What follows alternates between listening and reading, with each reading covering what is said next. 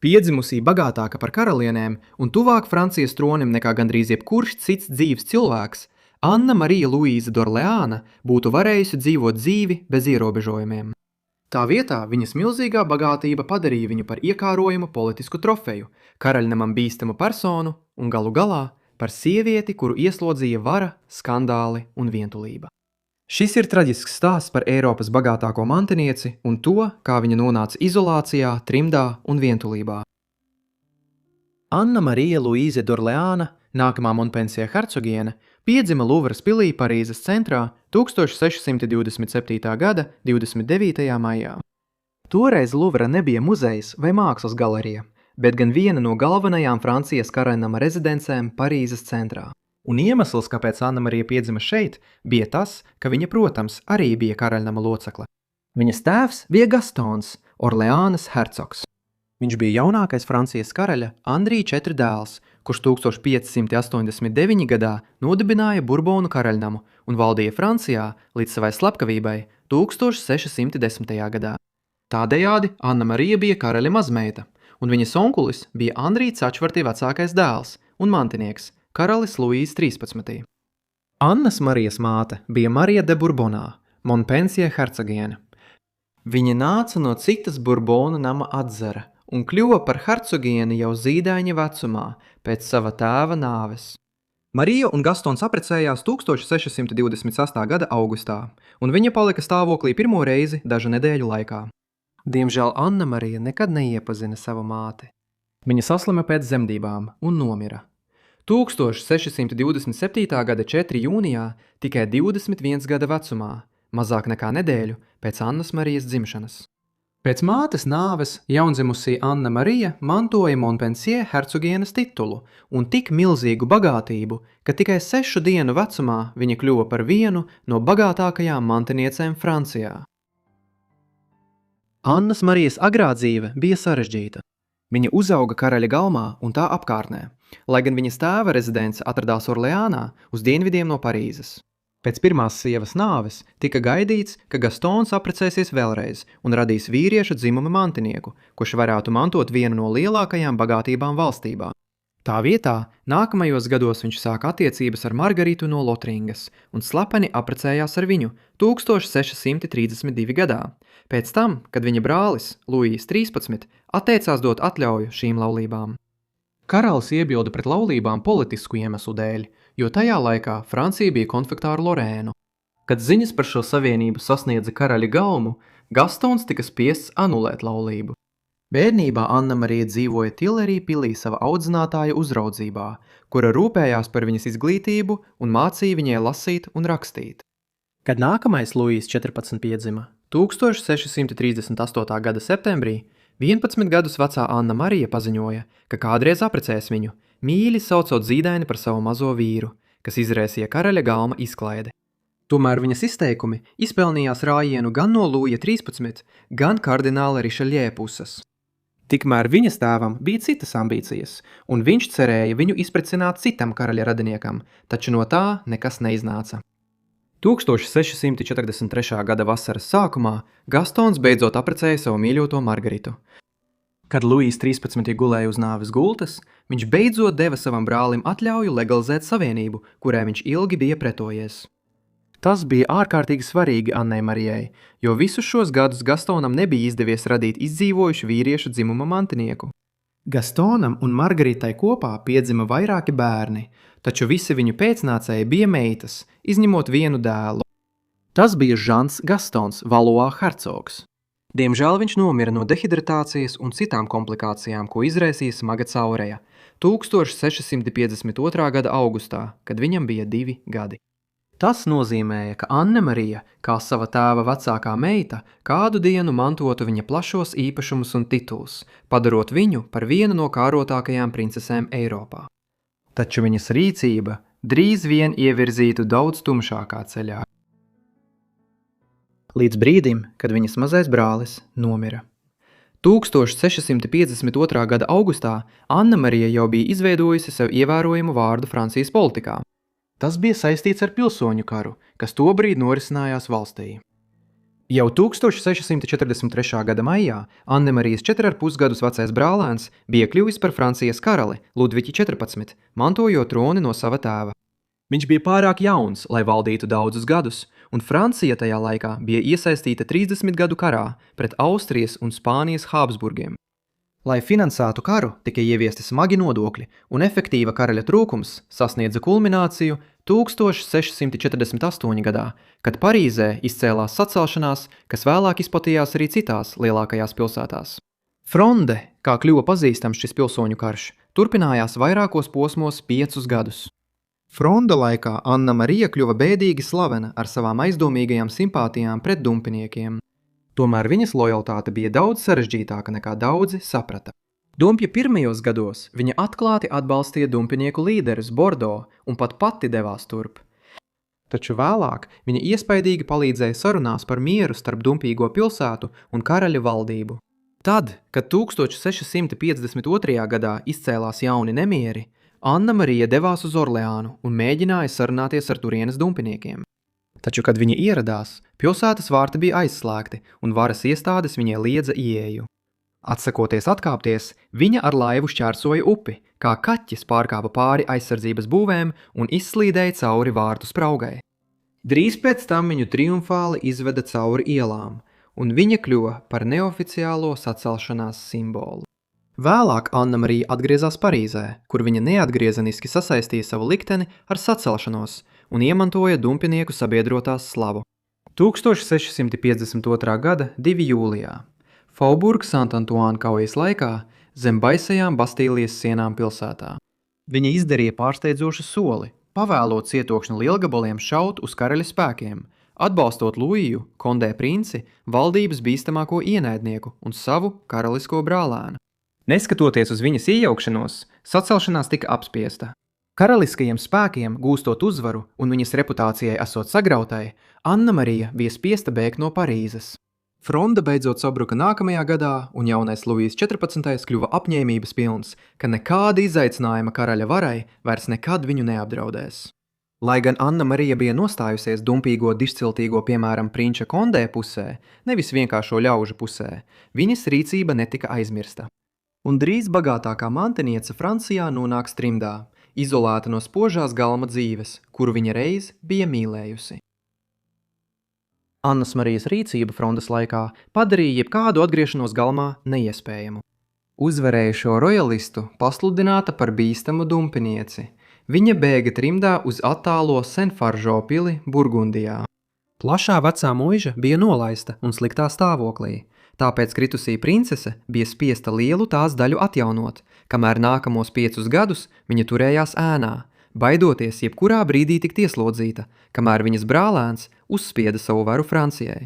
Lai gan viņa izvairījās no tieša soda, viņas tēvam par dalību sacelšanās tika atņemtas daudzas zemes un tituli. Savas trimdas gados Anna Marija pārvērta Senfaržo par lielisku baroka rezidenci, nolīgstot arhitektu Louis Levo, kurš vēlāk kļuva slavens ar savu darbu Versaļas pilī.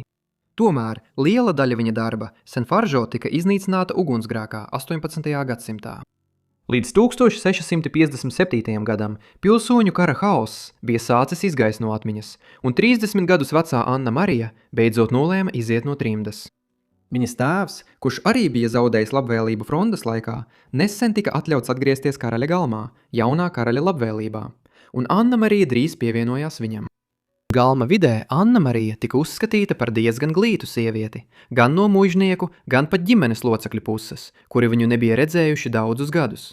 Taču viņa nebija uzskatāma par Francijas galma skaistuli. Tomēr to, kas viņai pietrūka šarmā, viņa vairāk nekā kompensēja ar bagātību. Viņa jau bija viena no bagātākajām sievietēm Francijā, bet viņas milzīgā bagātība kļuva vēl lielāka pēc tēva nāves. Viņš nomira 1660. gada 2. februārī, 51 gada vecumā. Lai gan daudzi viņa īpašumi tika konfiscēti, 1652. gadā viņa iesaistīšanās pilsoņu karā dēļ, kad viņš nomira, Anna Marija mantoja plašu zemju, saimniecību, piļu un muižu klāstu. Pārnakti reiz izsūtītā dumpinieku princese kļuva par vienu no iekārojamākajām neprecētajām sievietēm visā Eiropā, un tagad katrs karaļa galms cieši vēroja, kurš varētu apprecēt bagātāko mantinieci Eiropā un iespējams arī pasaulē. Kad viņas tēvs nomira 1660. gadā, Anna Marija, tagad plaši pazīstama kā La Grande Mademoiselle, dižā lēdija, bija 32 gadus veca un joprojām neprecējusies, kas gandrīz bija skandaloza princeses ar viņas stāvokli. Laikmetā, kad dižciltīgās sievietes bieži tika izdotas pie vīra 15 vai 16 gadu vecumā, Eiropas bagātākā mantiniece kaut kā bija palikusi neprecējusies gadu desmitiem. Fronde Haus un Annas Marijas gadi trimdā daļēji izskaidro, kāpēc viņa līdz 1660 gadam palika neprecējusies. Tomēr patiesais stāsts bija vēl neparastāks. Gadu gaitā prinči un karaļnami bija tiekušies pēc viņas milzīgās bagātības, taču atkal un atkal sarunas izjuka, vai arī pati Anna Marija atteicās no laulībām. Piemēram, 1646. gadā viens no priekšlikumiem paredzēja, ka Anna Marija apprecēs Ferdinandu, trīs svētās Romas impērijas imperatoru, pēc viņa sievas Marijas Annas no Spānijas nāves. Šādas laulības starp Luija 14. pirmo brālēnu un Hābsburgu impērijas valdnieku varētu būt palīdzējušas stiprināt miera sarunas 30 gadu kara pēdējos gados. Tomēr galu galā sarunas izjuka. Ferdinands tā vietā 1648. gadā apprecējās ar Mariju Leopoldīni no Austrijas un vēlāk ar Eleonoru Gonzāgu. Pēc tam Fronda un Annas Marijas gadi trimdā gandrīz pilnībā bija iznīcinājuši viņas izredzes uz laulību, taču pēc atgriešanās galmā 1657. gadā Eiropas bagātākā mantiniece pēkšņi atkal kļuva iekārojama.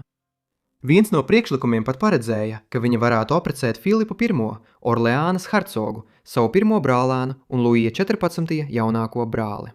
No Luija 14. taču Filips bija 13 gadus jaunāks par Annu Mariju, bēdīgi slavens ar savu nenobriedumu un joprojām ļoti pieķēries savai mātei. Tāpēc Anna Marija atteicās no šī piedāvājuma. Galu galā Filips apprecējās ar Henrietu Annu Stjuarti, Anglijas karaļa Čārlza II māsu. Gadu gaitā bija arī apspriestas iespējas salauzāt Annu Mariju ar Čārlzu viņa trimdas gados Eiropā. Taču pēc Anglijas monarhijas atjaunošanas 1660. gadā, kad Čārls varēja atgriezties Anglijā un atgūt savu troni, viņš tomēr apprecējās ar Katrīnu no Bragansas, Portugāļu princesi, kuras pūrs Anglijai atnesa gan naudu, gan vērtīgus īpašumus aizjūrās. Arī Annas Marijas pēdējais nopietnais precinieks bija Portugāles karaliskās ģimenes pārstāvis. 1663. gadā Luijs 14. ierosināja, lai viņa apprecās ar Afonsu VI no Portugāles. Tomēr šis piedāvājums viņu šausmināja. Afonsu bija 16 gadus jaunāks par Annu Mariju, fiziski invalīds un plaši uzskatīts par nestabilu un nenobriedušu. Anna Marija nevēlējās pamest Franciju, lai precētos ar jaunu ārzemju karali Tālijā Lisabonā. Lai gan viņa atteicās no visiem laulību kandidātiem, vai arī tie izjuka, Anna Marija drīz iesaistījās romānā, kas pārvērtās par vienu no lielākajiem skandāliem viņas dzīvē. 1660. gadu beigās Anna Marija iemīlējās Antuānā Nonpartā de Kuminā, pirmajā Lauzunas hercogā. Viņš nāca no trūcīgas franču mazmužnieku ģimenes un bija ieguvis slavu un varu galmā, pateicoties savai diplomāta lomai Spānijā. Pēc vairāku mēnešu ilgas aplidošanas Anna Marija lūdza savam brālēnam, karalim, atļauju precēties ar Lauzunu. Par karaļa galma pārsteigumu Luijs sākotnēji piekrita, un viņi bija nolēmuši apprecēties Parīzē 1670. gada decembrī. Taču tikai dažas dienas pirms ceremonijas norises karalis pēkšņi mainīja savu lēmumu. Šīs laulības bija izraisījušas sašutumu Francijas karaļnamā, īpaši tāpēc, ka Eiropas bagātākā mantiniece mēģināja apprecēt vīrieti, kuru viņi uzskatīja par daudz zemāku par viņas stāvokli. Turklāt Luija sieva un Orleānas hercogs kādu dienu varētu mantot lielu daļu viņas īpašumu, ja viņa nekad neapprecētos. Anna Marija bija nikna, kad kāzas pēkšņi tika atceltas un uz vairākām nedēļām pilnībā atteicās no sabiedriskās dzīves. Taču vēl ļaunākais vēl tikai bija priekšā. Lozēns tika arestēts un ieslodzīts par to, ka bija uzdrīkstējies precēties tik augstu pāri savai kārtai. Stingri apsargāts, viņš vairāk kārt mēģināja izbēgt, taču katru reizi neveiksmīgi. Gadiem ritot, parādījās ziņojumi par viņa arvien neprognozējamāku uzvedību. Viņa cietuma kamera pārvērtās haosā, bet bārda un izskats kļuva tik savārdzināti, ka daži sāka domāt, ka viņš zaudē prātu. Lozāns palika cietumā vairāk nekā 10 gadus, kamēr Anna Marija izmisīgi lūdza viņa atbrīvošanu. Galu galā viņa tika spiesta atteikties no plašiem īpašumiem un milzīgas bagātības, lai nodrošinātu viņa brīvību. Beidzot, 1681. gadā Lozāns tika atbrīvots no cietuma. Drīz izplatījās baumas, ka abi slepeni apprecējušies, taču ieslodzījuma gadi viņu bija mainījuši. Kaislīgā romantika, kas reiz bija šokējusi Francijas galmu, tagad bija vien pelnu čupa. Pēc vairāk nekā 10 gadu šķirtības, rūgtuma un pazemojuma viņa mīlas dēka faktiski bija beigusies. Anna Marija pēc 17. gadsimta 70. gada notikumiem bija vīlusies un arvien biežāk pavadīja laiku prom no galma. Palada Luksemburgā, vēl vienā lieliskā karaļa rezidencē Parīzes nomalē, kuru viņa mantoja pēc savas pamātes Margaritas no Lorēnas nāves 1672. gadā. 1680. gados arī Francijas galms bija pametis Parīzi, pārvietojoties uz Versaļu pēc Luija 14. rīkojuma. Lielā mademoiselle tur tika redzēta reti. Tā vietā viņa dzīvoja klusu, nedaudz noslēgtu dzīvi vēlākajos gados un nomira Luksemburgas pilī 1693. gada 5. aprīlī, 65 gadu vecumā. Neilgi pirms savas nāves Lozāns bija lūdzis viņu satikt, taču lepnumainā lielā mademoiselle viņu atteica. Viņas lielākie īpašumi un zemes, kas tika samazinātas, lai samaksātu par hercoga atbrīvošanu 12 gadus iepriekš, lielākoties pārgāja viņas brālēna Orleānas hercoga īpašumā. Neskatoties uz to, viņas bērēs franču galvenieks un memoāru autors Saint-Simona hercogs paziņoja, ka viņa bija bagātākā neprecētā princese Eiropā. Lielā mademoiselle tika apglabāta Saint-Denis bazilikā pie Parīzes, 2 nedēļas pēc viņas nāves. Ceremonijas laikā notika šausmīgs incidents. Agrīnās jaunlaiku Francijā bija tradīcija, ka karaļnama locekļu iekšas tika izņemtas un atsevišķi balzamētas. Tas tika darīts, lai ķermenis varētu ilgāk atrasties publiskai apskatei, nesadaloties tik ātri. Iekšas pēc tam ievietoja urnā un apbedīja kopā ar ķermeni bēra laikā. Montpenšē hercogienes gadījumā viņas iekšas sāka rūgt, un urna, kurā tās atradās, eksplodēja bēra ceremonijas laikā, radot pūšanas smaku, kas lika daudziem klātesošajiem bēgt no baznīcas. Tā bija slikta beigas sievietei, kura piedzima ar milzīgu bagātību, karaliskām asinīm un visām iespējamām priekšrocībām, tomēr lielu daļu savas dzīves pavadīja, būdama iesprostota tieši tajā varā un privilēģijās, kurām vajadzēja padarīt viņu neaizskaramu. Liels paldies visiem, ka noskatījāties šo video par Annu Mariju Luīzu d'Orleānu, lielo mademoiseli. Ceru, ka jums tas šķita interesants. Ļaujiet man zināt komentāros zemāk, ko jūs domājat par šo. Un, ja jums ir kādi ieteikumi, arī tos rakstiet komentāros. Ceru, ka esat abonējuši manu kanālu un ieslēguši paziņojumus, lai saņemtu visus manus video, tik līdz tos augšu pielādēju. Jebkurā gadījumā tas no manis viss, tāpēc tiksimies nākamajā Forgotten Lives sērijā. Paldies!